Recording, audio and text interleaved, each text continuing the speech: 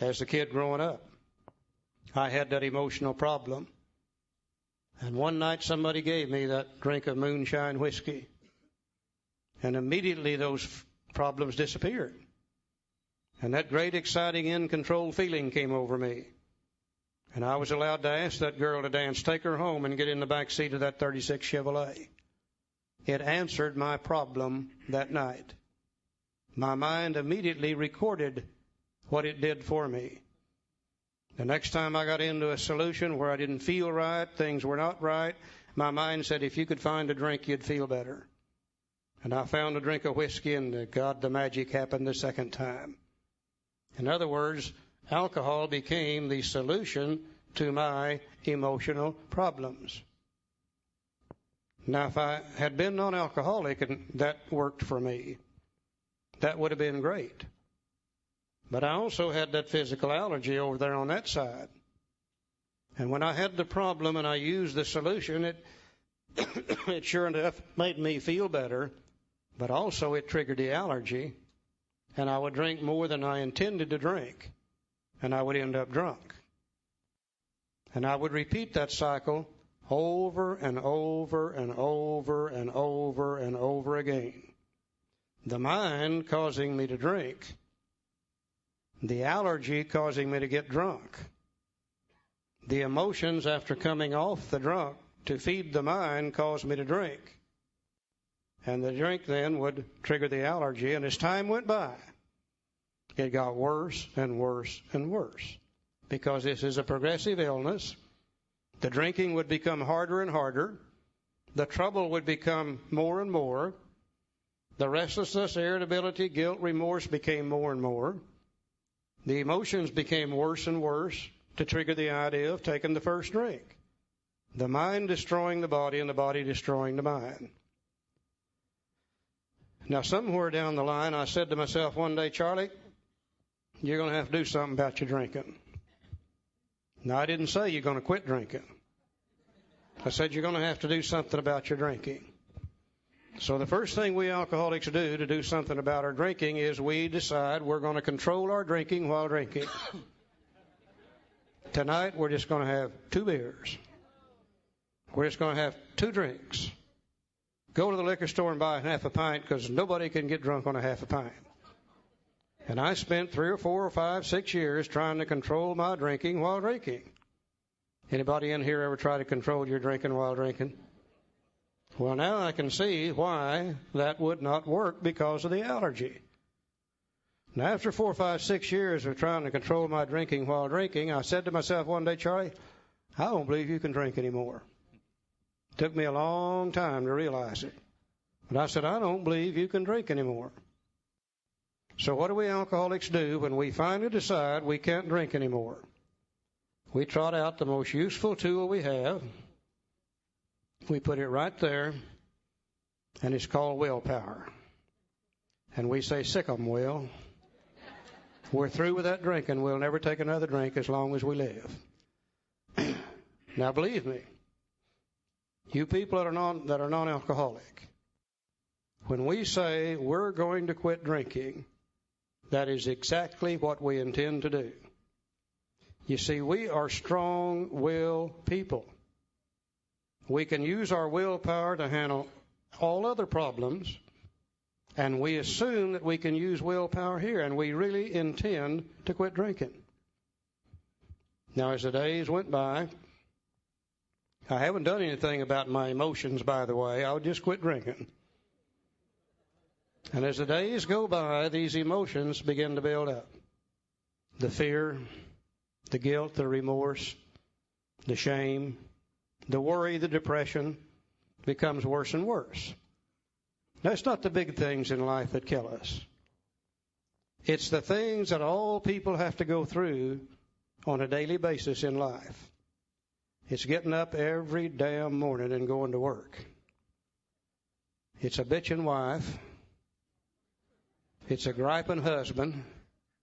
It's screaming kids. It's burnt bacon. It's broken shoestrings. It's flat tires.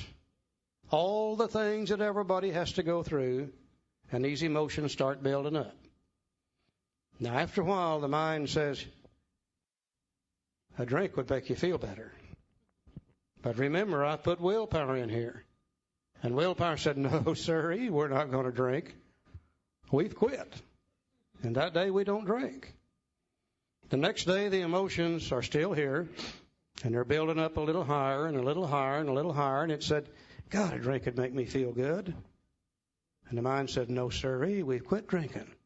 We ain't never going to drink again. The next day the emotions are still here and they're building up a little higher and a little higher. And the mind begins to say, well, hell, you've been sober 90 days. You've proven you're not an alcoholic. One drink wouldn't hurt anybody. And the mind said, no, we're not going to do that. We've quit drinking. Hell, we've sworn off we'll never take another drink. The next day, the emotions are still here, and they're building up higher and higher. And the mind said, by golly, anybody who's been sober 92 days owes themselves a drink. And we begin to think about that great, exciting, in-control feeling that comes with one or two drinks. We begin to think about the sense of ease and comfort as Dr. Silkworth talks about here. And as we begin to think about what alcohol is going to do for us, it begins to push out the idea of what it does to us. And we begin to forget the jailhouse. We forget the last car wreck. We forget the divorce courts and the hospitalization. And the mind begins to key in on one thing and one thing only, what it's going to do for us. Then when the desire to drink comes, willpower is no longer there. Because you see, the only time willpower is there is when the mind sees something wrong with what it wants to do. And just before we drink, we don't see anything wrong with drinking. Willpower becomes non-existent. We take the drink. We trigger the allergy. We go through the well-known stages of a spree. We emerge remorseful with a firm resolution not to do this again. And we repeat that cycle over and over and over. The mind, the body, destroying the body over here. The mind over here causing us to drink more and more.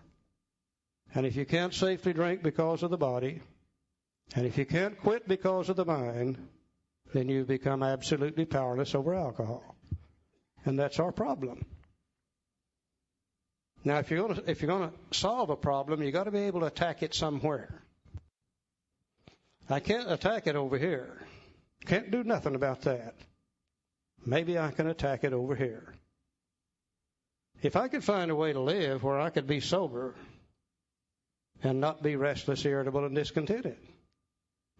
If I could find a way to live where I could be sober and not be filled with shame, fear, guilt, and remorse. Just maybe I could find a way to live where I could have peace of mind, serenity, and happiness. Maybe I could find a way to live where I could be sober and have that great sense of ease and comfort that come at once by taking a couple of drinks. Maybe I could find a way to live where I don't need to take a drink in order to make me feel better. And that's called recovery. As we use our program, as we go through the steps, these kind of feelings down here begin to disappear. And they begin to be replaced with peace of mind, serenity, and happiness.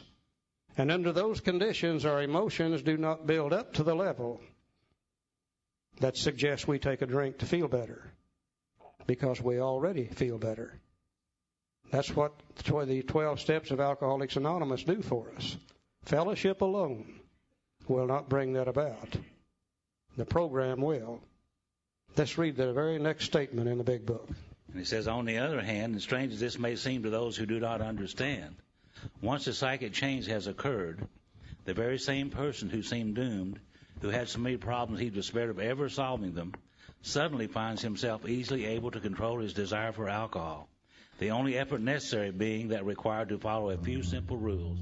And as Charlie said, those few simple rules are the 12 steps of Alcoholics Anonymous.